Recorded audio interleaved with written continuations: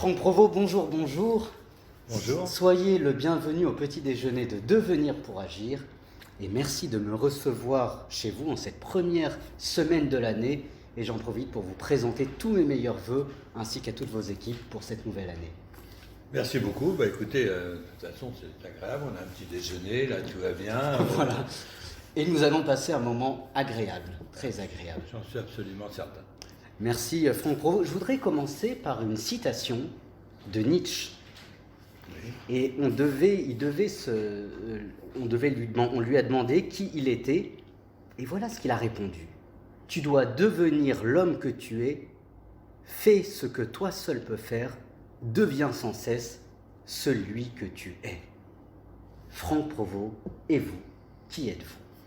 Ah, qui je suis, effectivement, cette citation est tout à fait juste. Enfin, on essaie d'être au moins ce qu'on pense être, et il faut être surtout, à mon avis, je pense, naturel. Et c'est la seule façon d'être soi-même, quoi. Moi, qui je suis, vous savez, je suis quelqu'un qui aime les gens. J'aime écouter, j'aime les contacts, voilà. Et je pense que dans la vie, c'est important d'écouter les autres. Voilà, tout simplement. Et puis, on fait son parcours du mieux que l'on peut, quoi, avec évidemment pas toujours. Enfin, on suit son parcours. Moi, j'ai jamais fait de prévision à long terme. Voilà, quand par exemple j'ai ouvert mon premier salon, ou quand j'ai commencé plus simplement dans la coiffure, je n'ai pas imaginé que je pourrais peut-être monter une entreprise de cette façon. Donc j'y vais étape par étape. Et quelles sont les grandes lignes de votre carrière professionnelle, très rapidement ? Alors, les grandes lignes de ma carrière, ça a été, vous savez, j'ai commencé tout simplement en province, dans un petit salon. J'ai fait vraiment un parcours tout à fait classique, puisque c'était soit on fait des études, soit à cette époque, moi j'étais pupille de la nation, parce que mon père était militaire, et j'avais la possibilité d'entrer dans une école militaire à La Flèche, le Prytanée militaire.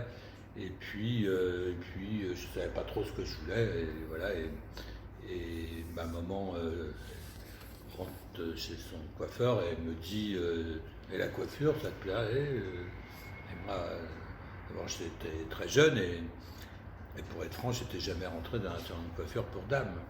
Donc,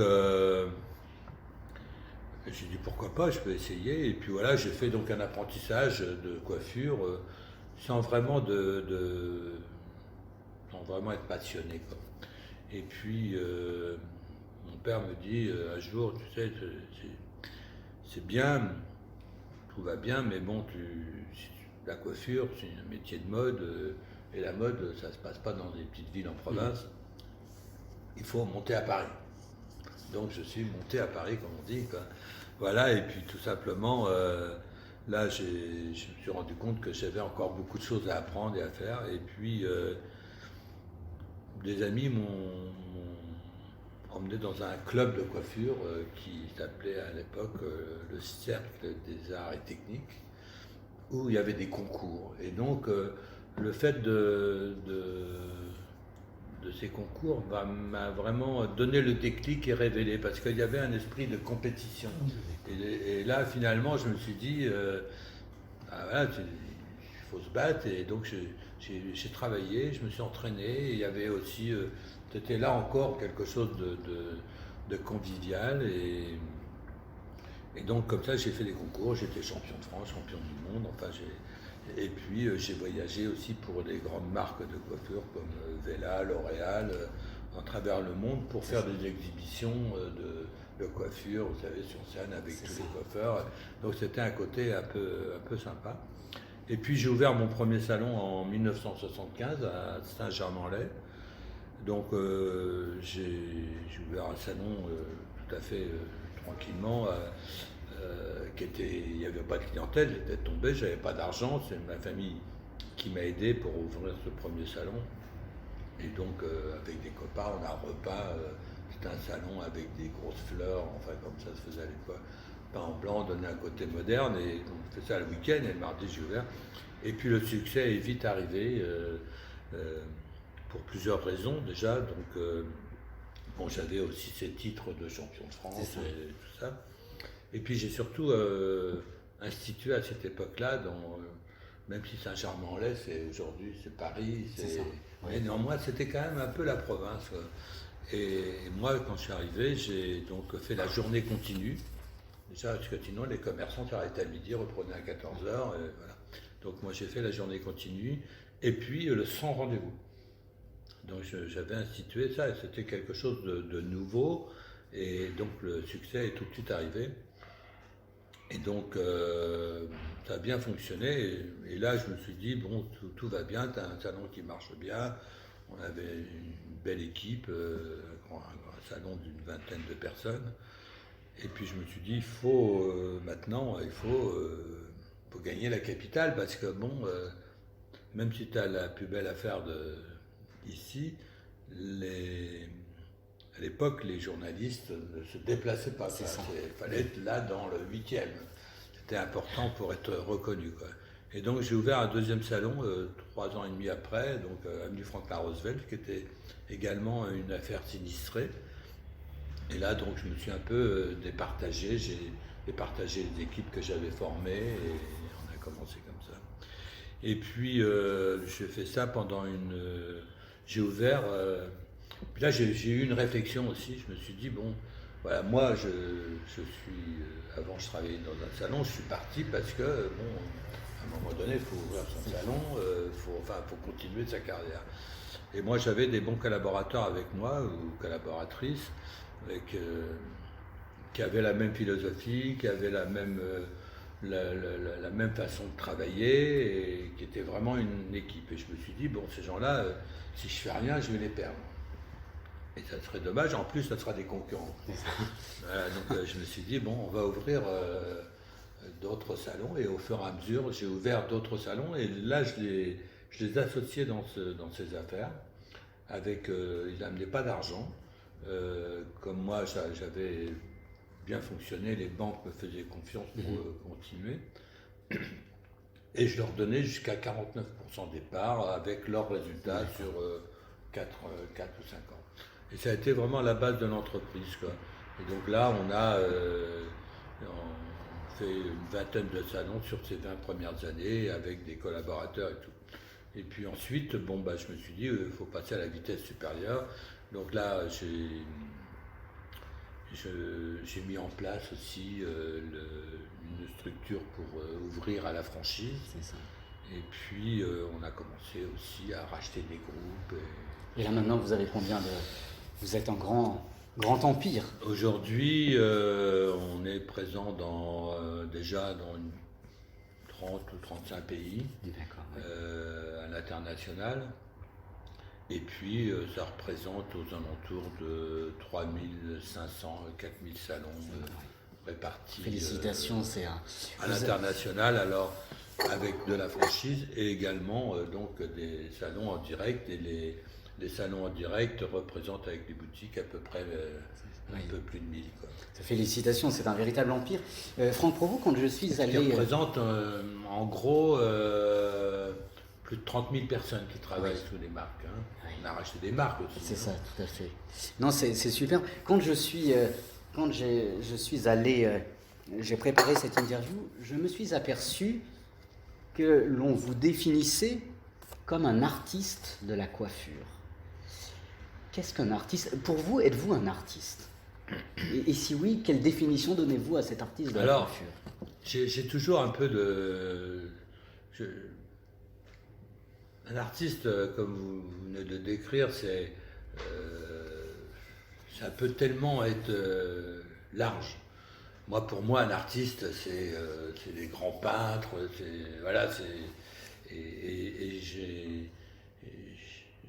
je ne peux pas accepter qu'on me mette dans cette catégorie, parce que, d'abord, nous, c'est tellement... ce qu'on fait, c'est éphémère. C'est éphémère, c'est pas comme un tableau. voilà, Et comment vous qualifiez-vous alors Alors, il y a un côté artistique, on va Oui. dire. Mais de dire en même temps que nous sommes des artistes, alors on peut dire que nous sommes des artistes, mais je mets vraiment des restrictions parce que effectivement, il y a beaucoup de coiffeurs. Il y a beaucoup de coiffeurs. Et qu'est-ce qui fait la différence d'un coiffeur avec un autre? C'est justement ce petit côté différent, cette petite patte qui va faire la différence comme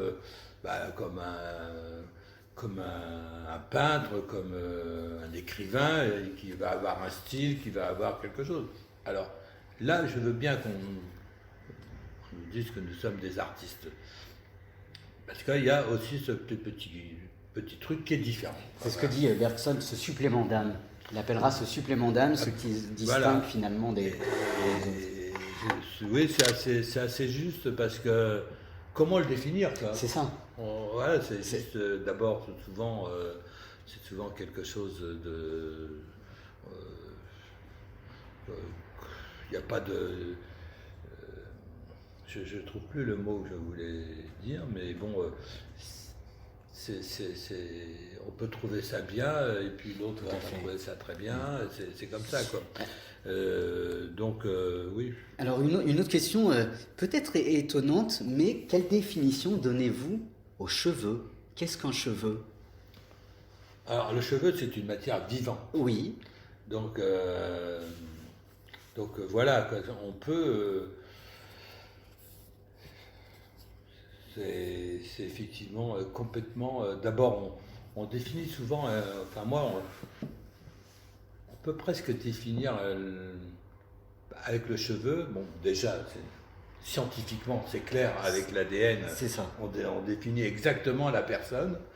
Mais je trouve que nous, juste à l'œil nu, nous les coiffeurs, on peut quasiment donner un peu le profil de la cliente. Ah oui. Enfin, du client, enfin de... Avec moi, je sais pas quel profil. Ah ben là, c'est pas possible. Et alors, je suis allé regarder la définition du cheveu par Victor Dixon. Et voilà ce qu'il souligne: les cheveux sont comme un flou qui gomme les défauts des visages, imparfaits, mais qui voilent aussi la perfection des visages sans défaut. Comment réagissez-vous à ça? Alors non, mais je suis complètement d'accord. Voilà, je parlais du cheveu, donc le l'ADN du cheveu. Mais après, c'est justement le côté artistique de la chevelure, parce que c'est pas un cheveu, c'est vraiment une chevelure. Effectivement, on peut donner un style à quelqu'un, on peut gommer des imperfections, justement avec la morphologie du visage. On peut faire des franges, on peut faire enfin plein de choses qui vont changer, qui vont cacher ou améliorer, quoi. Mais là, c'est justement la chevelure. Oui, c'est ça. Et fatalement, on arrive aussi à faire des choses même extravagantes et tout avec le cheveu. C'est une matière qui se travaille, qui est vivante. Et par exemple, moi, je me pose toujours la question, par exemple, on sait qu'aujourd'hui, en chirurgie, maintenant, on opère avec des robots, quoi. C'est ça. Et je me pose toujours la question, est-ce que dans la coiffure, un jour, ça sera possible? Parce que bon, on voit des histoires de robots où on va le dessiner, des choses comme ça, mais le cheveu se travaille pas de la même façon. Parce que un cheveu crêpé, un cheveu frisé, un cheveu raide, tout ça, c'est complètement différent. Et je ne sais pas si un jour, avec cette côté artificiel, je ne sais pas si on y arrivera. Oui, mais quel regard alors avez-vous sur ce côté? Imaginons qu'un jour ça puisse arriver. Vous, en tant que coiffeur, quel regard et quelle réflexion avez-vous? Autrement dit, est-ce que ça peut faire perdre aussi des emplois, ou au contraire ça peut... Alors, Parce qu'il y a plus ce côté humain que le coiffeur avec son... Bah oui, effectivement, c'est des questions que je me pose. Oui. Sur lesquelles je ne sais pas forcément répondre, parce que je crois que ça va être très compliqué. Et aujourd'hui, en même temps, tout devient possible. Pourquoi est-ce qu'on aurait imaginé un chirurgien opérer comme ça? Alors bon, après, peut-être que nous, les coiffeurs, on pourrait peut-être opérer de la même façon. Mais j'avoue que je suis sceptique. Alors, est-ce que ça ferait perdre des emplois? Sûrement. Tout ce qui est aujourd'hui qui devient automatique, enfin robotique, et tout fait perdre des emplois. Et ça fait perdre aussi sans doute la magie. C'est comme, c'est vrai, si on fait un... Je reviens toujours au peintre, Oui. Un tableau qui va faire du Rembrandt ou un truc comme ça, ça perd la magie de tout, quoi. Je suis pas sûr que ça soit une très bonne chose. Je suis pas sûr, vraiment. Bon. Oui. Franck Provost, je rebondis sur ce que vous avez dit tout à l'heure, que je trouvais ça hyper intéressant, sur l'identité. Juste avant de parler d'identité, une question sur les cheveux. Que donne à voir les cheveux sur une personne? Est-ce que finalement, nous avons un dialogue avec nos cheveux? Je cite Baudelaire peut-être pour vous mettre sur la piste, et voilà ce que dit Baudelaire. Si tu pouvais savoir tout ce que je vois, tout ce que je sens, tout ce que j'entends dans tes cheveux, mon âme voyage sur le parfum comme l'âme des autres hommes sur la musique. Est-ce que finalement, il n'y aurait pas un dialogue intime avec notre chevelure? Autrement dit, est-ce que notre chevelure, c'est notre identité? Il est clair que c'est notre identité, notre chevelure. D'ailleurs, quand on veut cacher son identité, on change souvent de couleur. Voilà, c'est ce que j'allais vous, c'est ce que j'allais vous demander. Oui. Voilà, et c'est... Mais on constate qu'on a... Quand on a trouvé son style, alors quelquefois, bon, ça prend un peu de temps et tout, mais chaque individu finit par trouver son style et après, bon, on fait quelques petites fantaisies, des petites incartades, des petites infidélités à son style. Mais ça, c'est la vie, c'est normal, c'est bien. Mais on revient toujours quand même à son style. Et effectivement, je pense que ça fait vraiment partie de notre identité, le cheveu. Mais alors, si nous changeons de coupe de cheveux, etc., nous faisons des couleurs, j'ose pousser la question, d'une certaine manière, n'y a-t-il pas une certaine crise identitaire? On se cherche. Est-ce que finalement, par nos cheveux, on essaie de se chercher, de se donner un style Ben, c'est clair, bien entendu.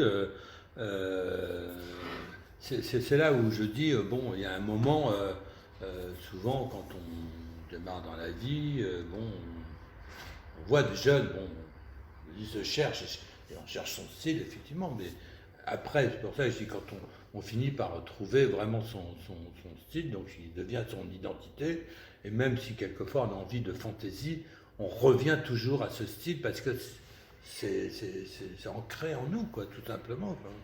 Et même, on peut devenir quelqu'un d'autre avec la coiffure, par la couleur, par tout ça, et que bah, moi je connais des femmes qui sont brunes par exemple à l'origine et qui sont devenues blondes et qui ont trouvé un style et qui en aucun cas ne pourraient redevenir brunes. Voilà, donc le style, on acquiert ce style, on le cherche et après, même si on fait des petites... on reste fidèle à son style. On reste fidèle. Et donc, dans la chevelure, par la chevelure, pouvons-nous dire que là aussi, d'une certaine manière, nous ne sommes pas, nous paraissons celui qui... j'aime beaucoup le mot que vous avez utilisé, le mot devenir. J'essaie de devenir finalement quelqu'un par ma chevelure. Si j'essaie de devenir quelqu'un, c'est que je ne suis pas moi-même. Et donc je parais.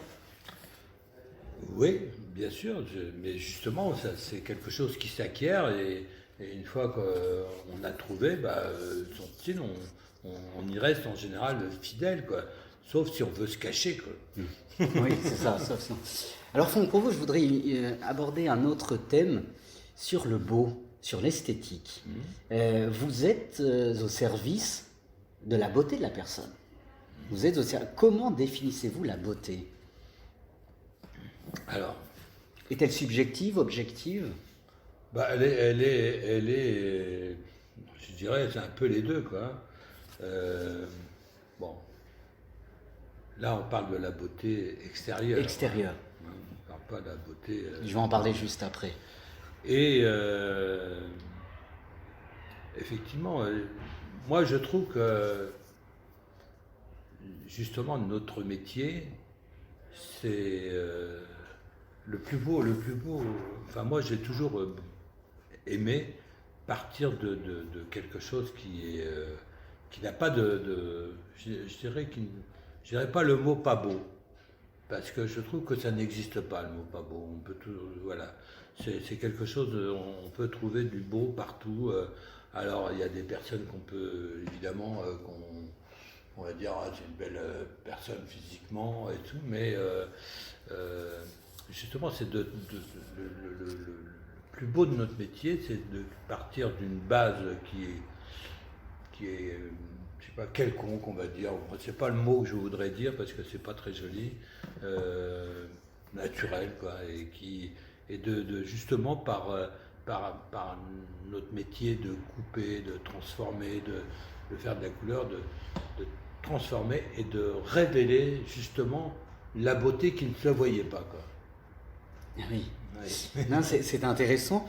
Alors, vous avez devancé ma question qui va complètement dans ce sens. Est-ce que finalement, le coiffeur, ce n'est pas celui qui rend visible l'invisible qu'est l'âme?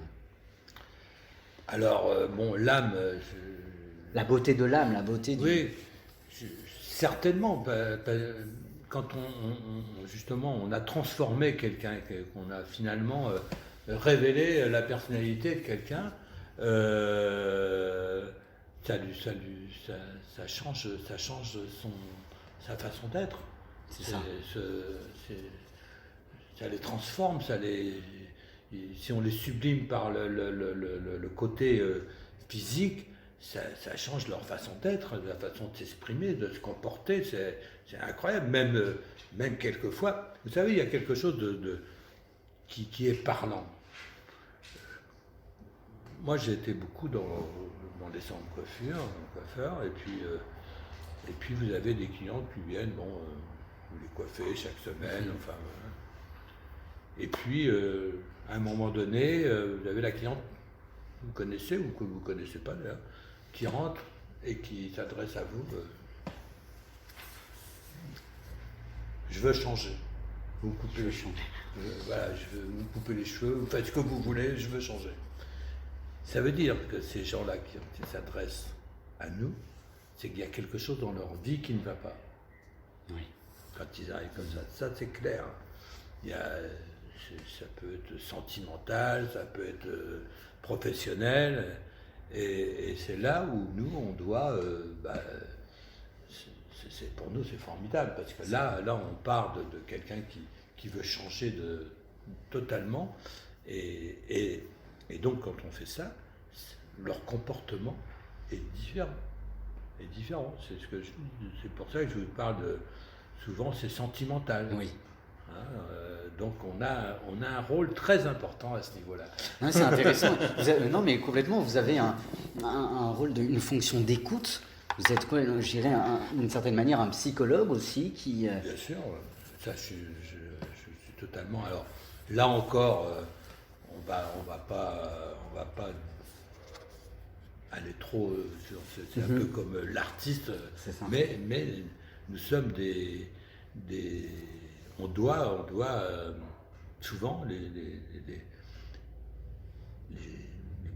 j'allais dire les patients, c'est pas les patients, mais les clients viennent chez leur coiffeur aussi pour pouvoir parler.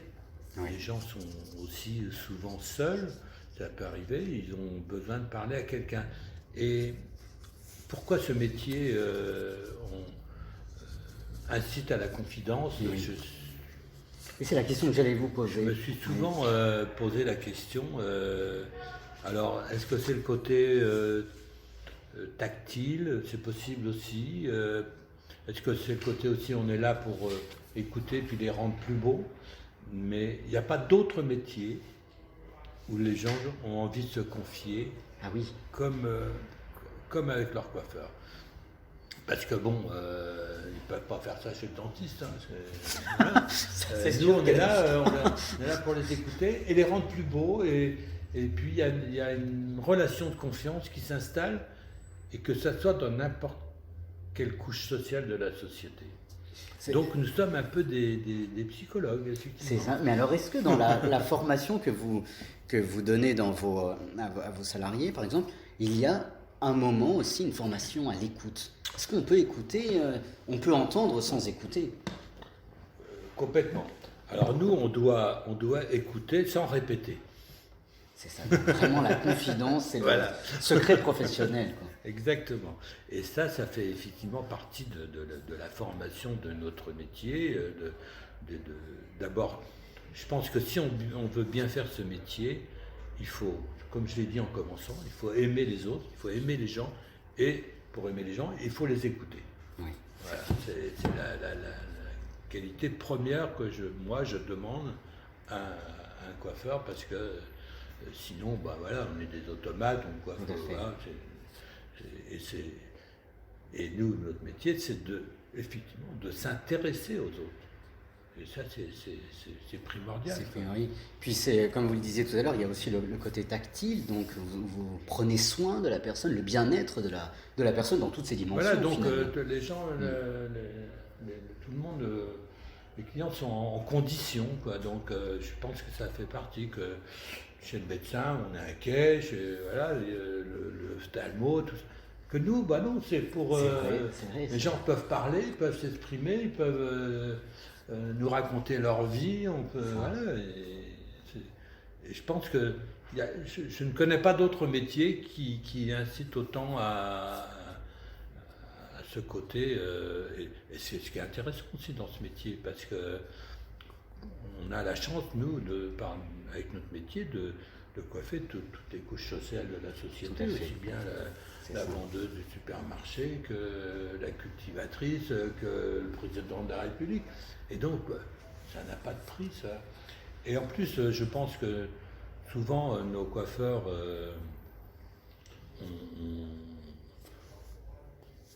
s'ils savent écouter, s'ils savent lier je dirais pas pourquoi pas des amitiés même avec leurs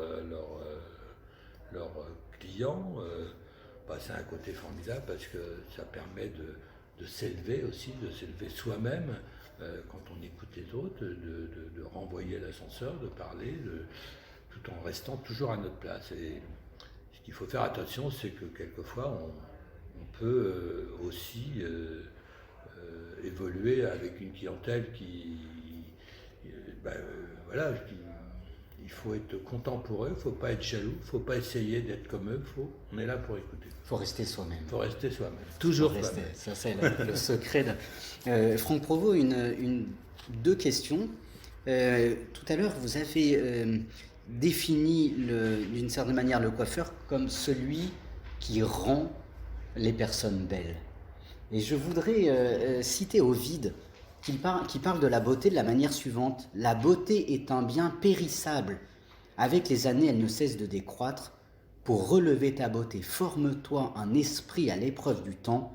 C'est le seul bien qui nous accompagne jusqu'au tombeau. Comment réagissez-vous à cette belle citation, je trouve, d'Ovide? Ah oui, c'est sûr, quand cette citation, elle est terrible, parce que c'est vrai que la vieillesse, c'est de vieillir, c'est la dégradation de tout, de son corps, de son esprit, de tout ça. Donc il faut effectivement, je crois, se forger à une autre philosophie, quoi. Faut être heureux de ce qu'on peut faire, de ce qu'on est surtout, de notre façon de vivre. Est-ce qu'on est heureux avec, là, en prenant notre café, voilà. Il faut se faire des trucs. Il faut que ça soit simple, et on évolue dans le temps. il ne faut pas essayer d'aller contre le temps, quoi, parce que ça ne change rien. Nous, quand même, les coiffeurs, on est là pour essayer de cacher un petit peu tout ce genre de choses. Mais si on parle vraiment, si je parle pour moi-même, par exemple, c'est vrai que de vieillir, c'est pas très agréable, mais il faut quand même être heureux, parce que bon, voilà, si on est en bonne santé, si tout va bien, si bon, on a des rides après, puis ces rides-là, finalement, c'est peut-être des rides qui sont des rides de la vie, peut-être de bonheur, de boss aussi, de tout, mais finalement, c'est l'expérience et c'est la sagesse, quoi.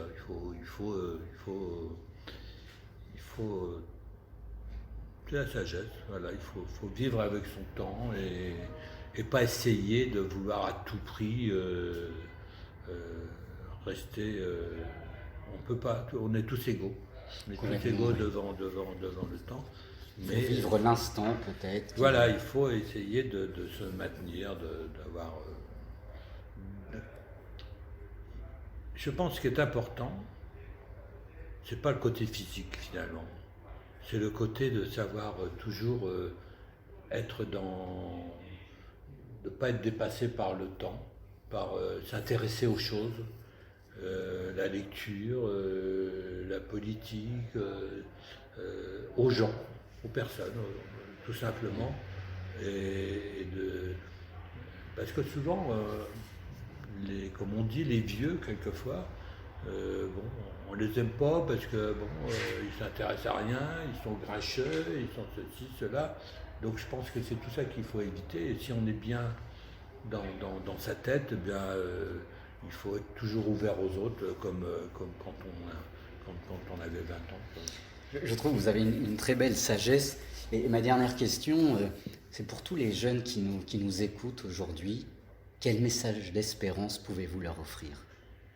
Alors, effectivement, quand on est jeune, on a l'impression que déjà que tout ce qui est.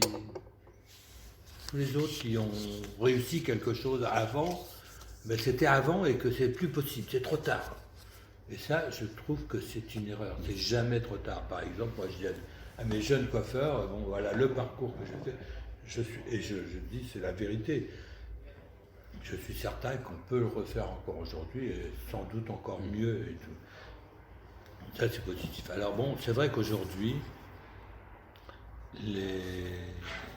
moi je constate ça par rapport à mes petits-enfants. Ben souvent, ils ne savent pas ce qu'ils veulent faire. Oui. Ils ne savent pas ce qu'ils veulent faire. Ils arrivent à 19, 20 ans et ils ne savent toujours pas. Ils n'ont pas de. Ils manquent de passion. Ils n'ont pas de passion. Est-ce que tu passes ton permis de conduire? Oh, j'en ai pas besoin. Oui. Est-ce que tu veux ceci? Bon, je sais pas. Qu'est-ce que tu veux faire? Ah bah je sais pas. Qu'est-ce que tu aimes? Bah non, je sais pas. Et ça, c'est terrible. Et là, je trouve qu'aujourd'hui, moi je le dis souvent dans les instances professionnelles, on ne fait pas assez appel à des personnes qui ont construit quelque chose, une entreprise. Je parle pour moi, mais dans tous les métiers, c'est comme ça, le métier d'artisanat ou autre chose. Il faut qu'on puisse porter la parole à ces jeunes dans les lycées, dans les collèges et tout, parce que il faut qu'on les fasse rêver. Et souvent, bon, ça peut les révéler pour une voie ou pour une autre.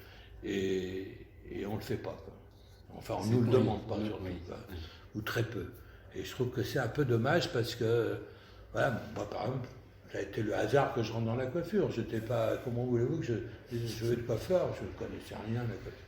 Mais je pense qu'il y a des milliers de jeunes aujourd'hui qui sont dans ce cas-là et qui ont, avant c'était un peu plus tôt, mais là ils ont 20 ans, ils ne savent toujours pas.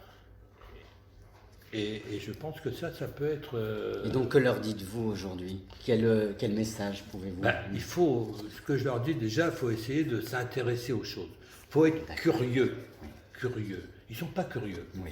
Ils ne sont pas curieux. Voilà, ils se laissent un peu vivre. On verra demain, quoi, voilà. Il faut être curieux.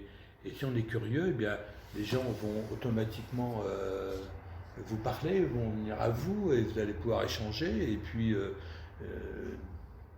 leur poser toutes les questions que vous pourriez avoir, quoi, pour choisir une voie ou une autre, quoi.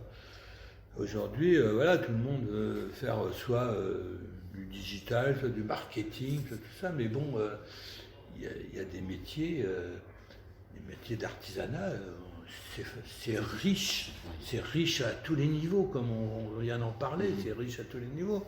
Et puis on peut monter son entreprise, on peut voyager, on peut aller dans le monde entier. Voilà, nous, avec notre métier, il suffit d'une paire de ciseaux, d'un peigne, et on va partout dans le monde.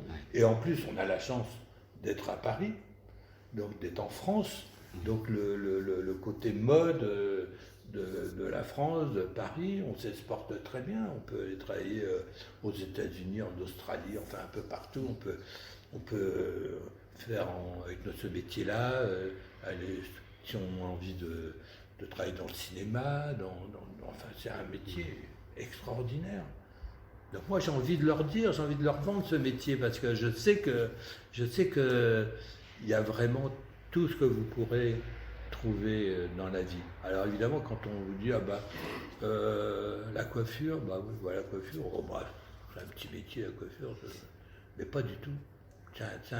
C'est le deuxième métier de l'artisanat et vous pouvez monter de très belles entreprises et dans le monde entier et voyager, vous épanouir. Moi, ça a été mon cas. C'est pour ça que j'en parle vraiment avec sincérité parce que j'étais là, je ne savais pas ce que je voulais faire. Et j'ai découvert tout ça et vraiment, je ne le regrette pas. Et si c'était à refaire, je le referais. Franck Provost, un très grand merci pour ce moment. C'était un plaisir. Vraiment, merci pour la profondeur de vos mots. Merci de m'avoir reçu. C'était un plaisir. Et je voudrais terminer... Ça a été difficile de trouver un peu le créneau, mais on y est arrivé. Et vous voyez, la persévérance. Et je voudrais terminer par le grand philosophe Hegel, qui, je cite Hegel parce qu'il me semble que cette citation vous caractérise beaucoup. « Rien de plus grand ne s'est fait dans le monde sans passion ». Franck Provost, merci d'être passionné. Toujours la passion. Toujours la passion. Merci beaucoup et tous mes voeux pour cette nouvelle année 2022. Merci à tous vos auditeurs, voilà. La même chose, et puis à vous aussi. Merci beaucoup et les amis, merci beaucoup. Meilleurs voeux à vous et à vos proches. Merci Franck Provost.